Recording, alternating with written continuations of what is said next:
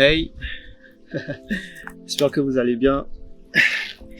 J'espère que jusqu'à présent, voilà, je sais pas comment le mettre. Wow. Troisième épisode, troisième vidéo. On en est déjà là.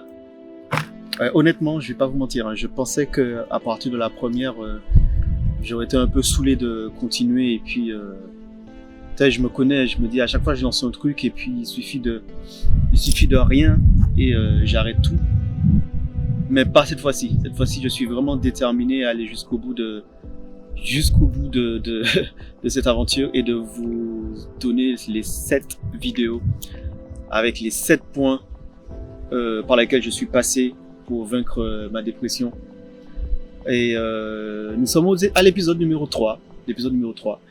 J'ai changé un peu le cadre, je suis sorti de chez moi, j'ai commencé à marcher, je savais pas où j'allais mais j'ai marché jusqu'à trouver cet endroit et donc du coup je me suis dit je vais m'arrêter dans cette forêt paisible. Franchement c'est retrouver ce cadre là, j'avais pas eu ça depuis mes 12-13 ans, j'en ai 35, j'avais pas eu ça depuis mes 12-13 ans donc franchement ça...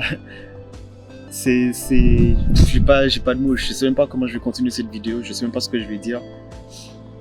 Du coup, je pense pas qu'elle va être trop longue parce que cette partie de ma vie, elle n'a pas duré très longtemps. La troisième vidéo, aujourd'hui, je vais vous parler du doute.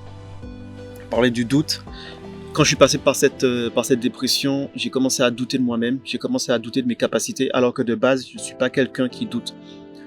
Franchement, je suis quelqu'un qui, si je sais que je sais faire, si je sais que je peux le faire, que je sais comment le faire, je le fais.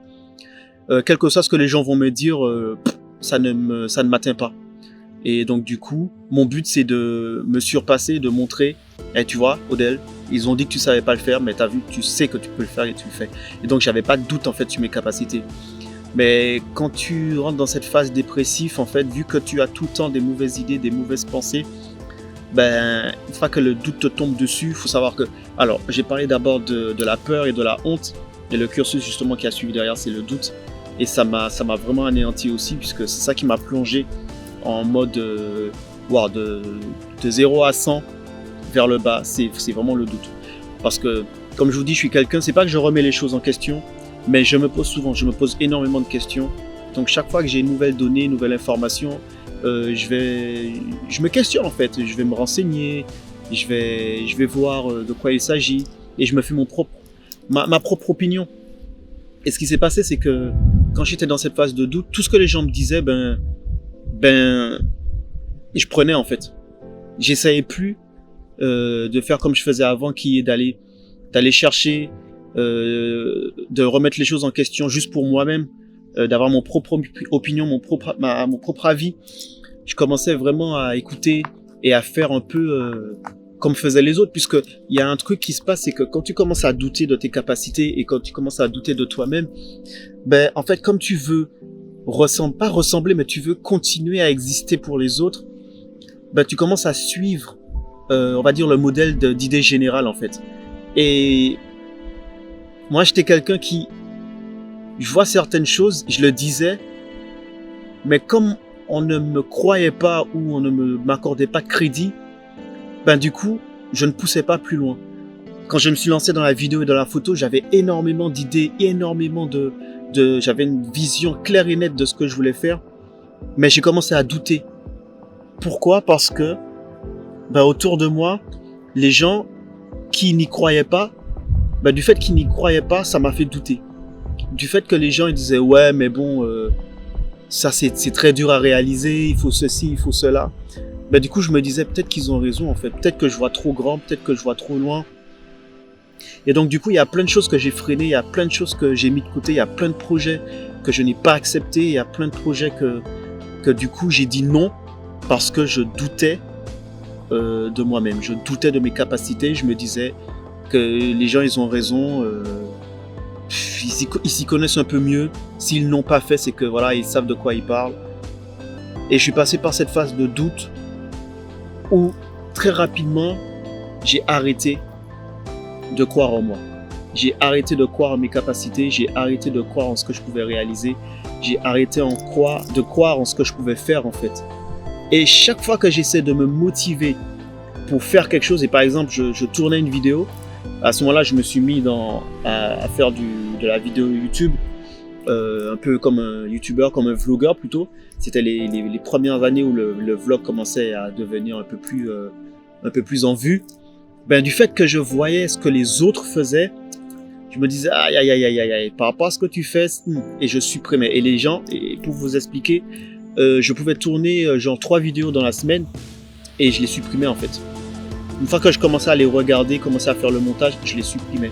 Et il y a une année, c'était en 2019, j'ai recensé le nombre de vidéos que j'ai supprimées et j'ai remarqué que j'avais supprimé plus de 200 vidéos. Donc je sais que ça peut faire ouais, le gars qui se la pète, ouais, t'avais 200 vidéos, t'as supprimé. C'était des vidéos très courtes, hein. C'était des vidéos soit de 2-3 minutes, donc ça va très vite. Des petites vidéos que je prenais mon appareil et puis je m'entraînais, j'allais dehors. Et quand je faisais le petit montage de regard, je fais ouais, vas-y, personne va regarder ça et je supprimais. Parce que je doutais énormément de mes capacités et du rendu que je pouvais délivrer en fait. Et ça a été très dur. Ça a été super dur. Parce que je commençais à exister à travers le regard des gens. Et je vais vous dire un truc. Il y a un moyen de s'en sortir. Il y a moyen de s'en sortir. Et le moyen de s'en sortir, il est... Encore une fois, c'est des choses qui sont tellement simples. Mais que il faut les faire en fait. Il faut faire la première action. Si tu es dans cette phase de doute, voilà ce que je peux te conseiller. Voilà ce que moi j'ai fait. J'ai commencé à fermer mes oreilles et à ne pas écouter autour de moi. J'ai commencé à me dire, ok, à partir de maintenant, tu fais une vidéo, tu fais le montage, tu la publies et tu l'oublies en fait. Tu n'essaies pas de te comparer aux autres. Tu n'essaies pas de te dire, vas-y, je vais voir par rapport à un tel si ma vidéo elle est mieux, si elle est équivalente ou pas. Non. Je me suis dit, c'est du toi. Tu proposes toi. Et ceux qui vont adhérer. Et ceux qui vont pas adhérer, c'est pas grave en fait. C'est pas grave parce qu'on peut pas plaire à tout le monde et plaire à tout le monde, c'est plaire à n'importe qui. Donc, fonce, fais, commence, donne. Donne-toi les moyens. Donne-toi les moyens, tu peux y arriver, tu peux le faire en fait. Si on te dit, si les autres doutent de toi, fais-le quand même. Pas pour que tu aies raison en disant, vous avez vu, j'ai réussi à le faire. Non. Du fait qu'ils doutent de toi, ben, montre-leur que tu as confiance en toi. En continuant et en réalisant ce que tu veux entreprendre. Et même si tu flanches, même si tu tombes, même si tu ne réussis pas, eux ils seront contents de dire, ah tu vois, depuis le temps qu'il est là, il a jamais réussi à percer, il a jamais réussi à faire ceci, c'est pas grave. Prends du plaisir. Apprécie ce que tu fais. Ce sera déjà quelque chose de super agréable pour toi en fait. Donne-toi cette opportunité-là d'exister, de créer, d'être par ce qui te fait envie, par ce qui te fait kiffer en fait. Et tu vas voir que petit à petit, le doute va devenir, en fait, ça va se transformer en questionnement. Parce qu'en fait, douter, c'est avoir une vision des choses, mais manquer de certaines informations qui sont, pour l'instant, dans le futur en fait. Et comme on reste accroché à ça, mais on a du mal à se dire que ça va y arriver, ou bien on va réussir. Et moi, c'était ça en fait. Je me disais, est-ce que je vais y arriver? Donc je doutais de mes capacités de me dire, est-ce que si je fais ça, est-ce que je pourrais en tirer quelque chose de bénéfique? Est-ce que si je continue dans la photo, est-ce que je pourrais carrément développer un business avec? Est-ce que je suis capable que les gens me payent justement pour ce service-là et que je rends un service de qualité? Est-ce que je suis capable de réaliser cela en fait? Et c'est de ça que je doutais. Je doutais de ma capacité à ce que les gens se disent non, il faut lui... Et ça a fait quoi? Ça a fait que j'ai fait plein de choses gratuitement.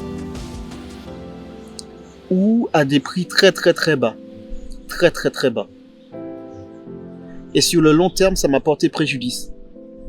C'est pour ça que maintenant, je ne doute plus. Je sais ce que je peux donner. Je sais la qualité de mon travail. Et je suis fier de ce que je fais. Donc là, je constate que j'ai bientôt plus de batterie. Ça va être la fin de la vidéo. Si tu doutes, c'est une bonne chose. Parce que tu peux transformer ce doute en une force pour avancer et pour aller plus loin. Et c'est tout ce que je te souhaite. Bon allez. Je pense que je vais m'arrêter là pour la vidéo d'aujourd'hui. Et je vous donne rendez-vous à la semaine prochaine.